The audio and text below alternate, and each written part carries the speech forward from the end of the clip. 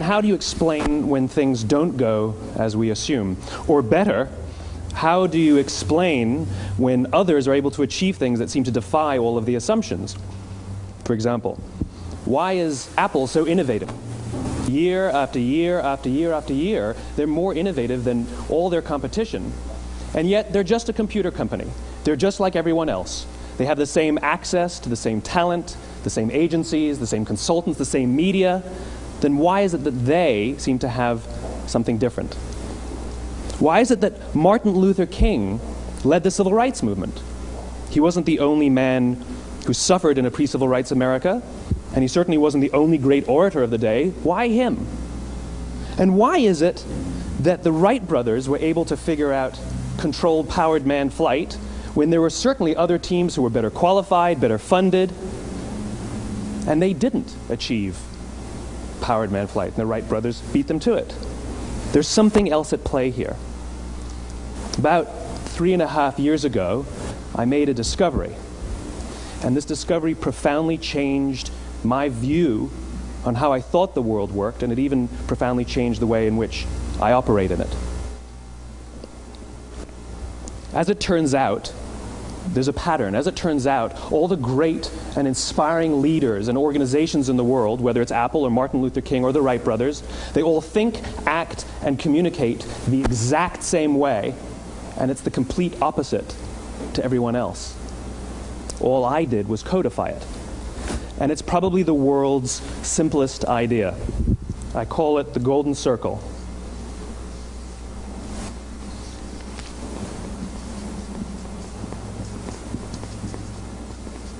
Why, how, what?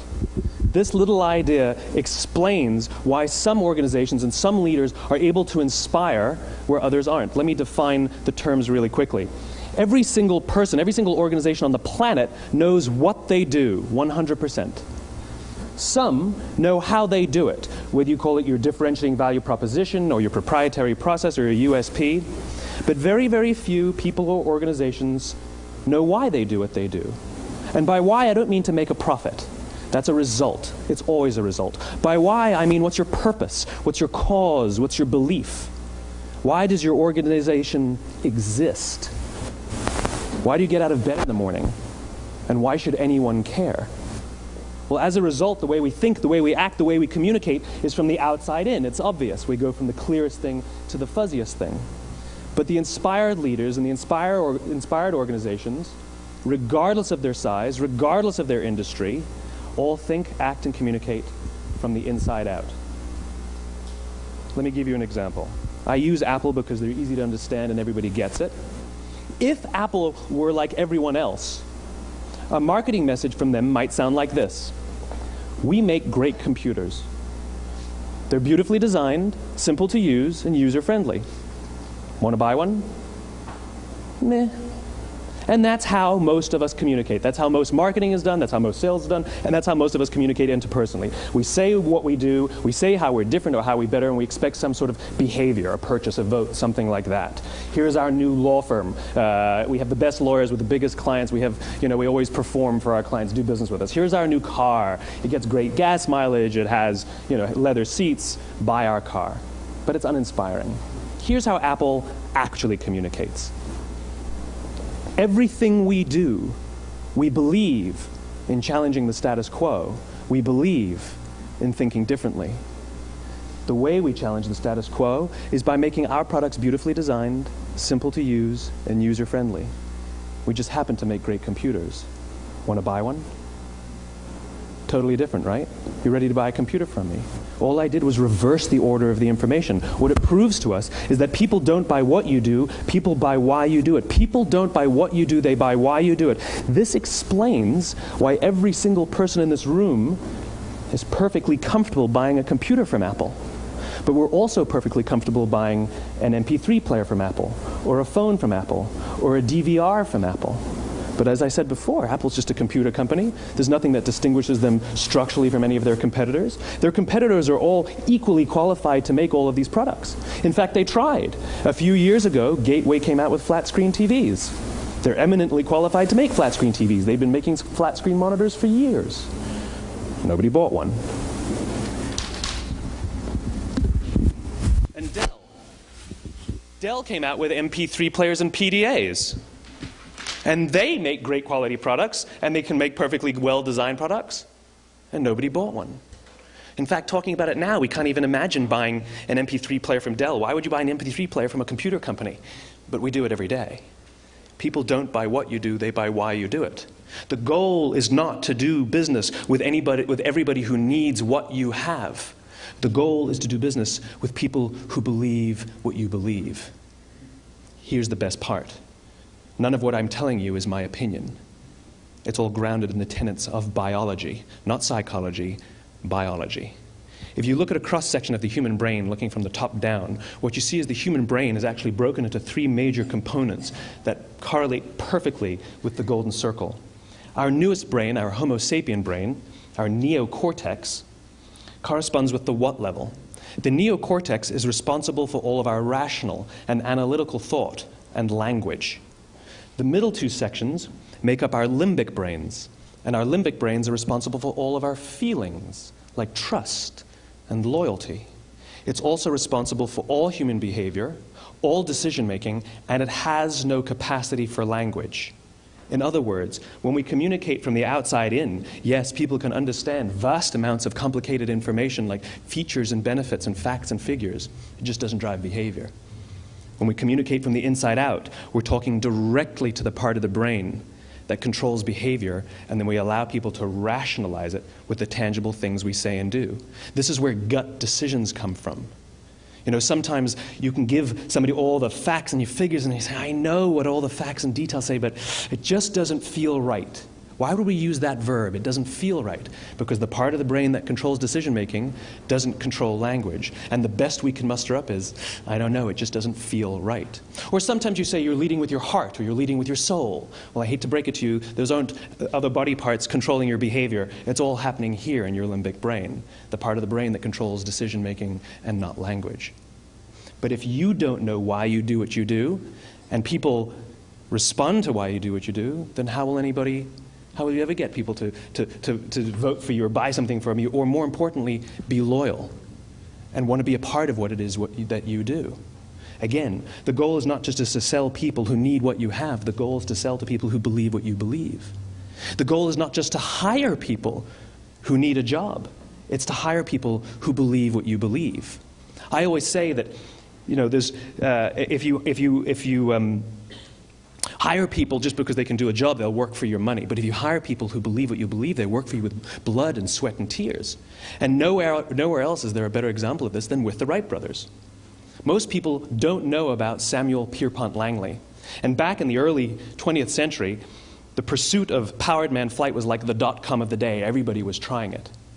And Samuel Pierpont Langley had what we assume to be the recipe for success. I mean, even now, you ask people, why did your product or why did your company fail? And people always give you the same permutation of the same three things. Undercapitalized, the wrong people, bad market conditions. It's always the same three things. So let's explore that.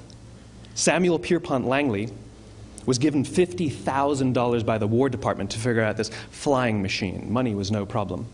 He held a seat at Harvard and worked at the Smithsonian and was extremely well connected. He knew all the big minds of the day.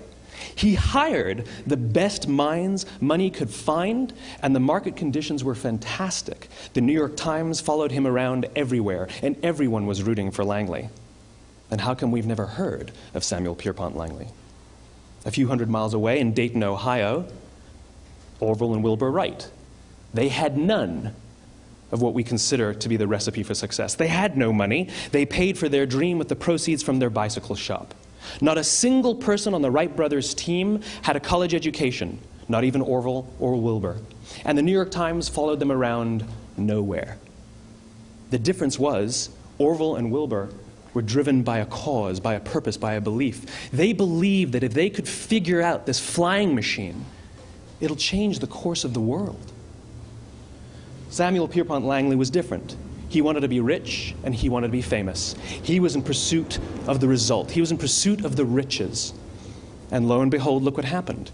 The people who believed in the Wright brothers' dream worked with them with blood and sweat and tears. The others just worked for the paycheck. And they tell stories of how every time the Wright brothers went out, they would have to take 5 sets of parts because that's how many times they would crash before they came in for supper. And eventually, on December 17th, 1903, the Wright brothers took flight. And no one was there to even experience it. We found out about it a few days later. And further proof that Langley was motivated by the wrong thing, the day the Wright brothers took flight, he quit. He could have said, "That's an amazing discovery, guys. Now we'll improve upon your technology." But he didn't. He wasn't first. He didn't get rich. He didn't get famous. So he quit. People don't buy what you do, they buy why you do it. And if you talk about what you believe, you will attract those who believe what you believe. Well, why is it important to attract those who believe what you believe? Something called the law of diffusion of innovation. And if you don't know the law, you definitely know the terminology. The first 2.5% of our population are our innovators. The next 13.5% of our population are our early adopters. The next 34% are your early majority, your late majority, and your laggards. The only reason these people buy touch-tone phones is because you can't buy rotary phones anymore. We all sit at various places at various times on the scale, but what the law of diffusion of innovation tells us is that if you want mass market success or mass market acceptance of an idea, you cannot have it until you achieve this tipping point between 15 and 18% market penetration, and then the system tips. And I love asking businesses, what's your conversion on new business? And they love to tell you, oh, it's about 10%, proudly. Well, you can trip over 10% of the customers. We all have about 10% who just get it. That's how we describe them, right? That's like that gut feeling, oh, they just get it. The problem is, how do you find the ones that just get it before you're doing business with them versus the ones who don't get it? So it's this here, this little gap, that you have to close, as Geoffrey Moore calls it, crossing the chasm. Because you see, the early majority will not try something until someone else has tried it first. And these guys, the innovators and the early adopters, they're comfortable making those gut decisions. They're more comfortable making those intuitive decisions that are driven by what they believe about the world, and not just what product is available. These are the people who stood online for 6 hours to buy an iPhone when they first came out, when you could have just walked into the store the next week and bought one off the shelf. These are the people who spent $40,000 on flat-screen TVs when they first came out, even though the technology was substandard. And by the way, they didn't do it because the technology was so great. They did it for themselves. It's because they wanted to be first. People don't buy what you do, they buy why you do it. And what you do simply proves what you believe. In fact, people will do the things that prove what they believe. The reason that person bought the iPhone in the first 6 hours, or stood in line for 6 hours, was because of what they believed about the world and how they wanted everybody to see them. They were first. People don't buy what you do, they buy why you do it. So let me give you a famous example, a famous failure and a famous success of the law of diffusion of innovation. First, the famous failure. It's a commercial example. As we said before a second ago, the recipe for success is money and the right people and the right marketing conditions, right? You should have success then. Look at TiVo.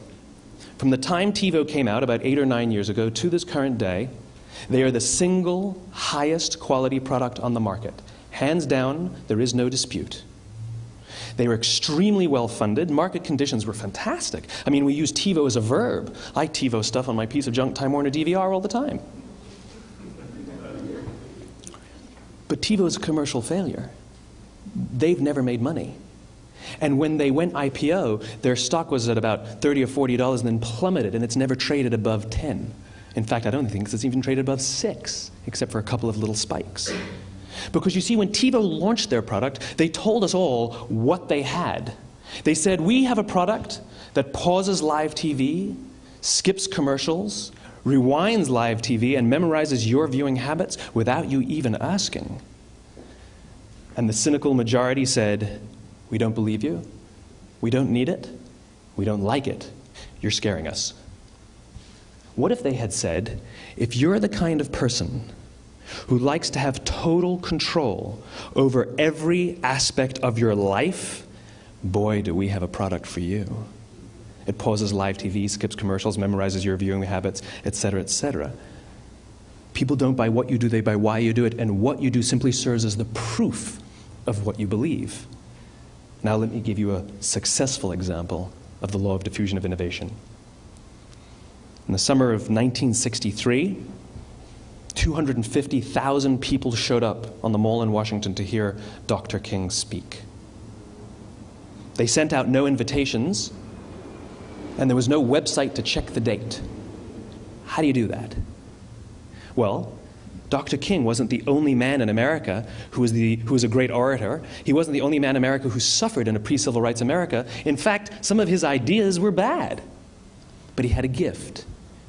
He didn't go around telling people what needed to change in America. He went around and told people what he believed. I believe, I believe, I believe, he told people.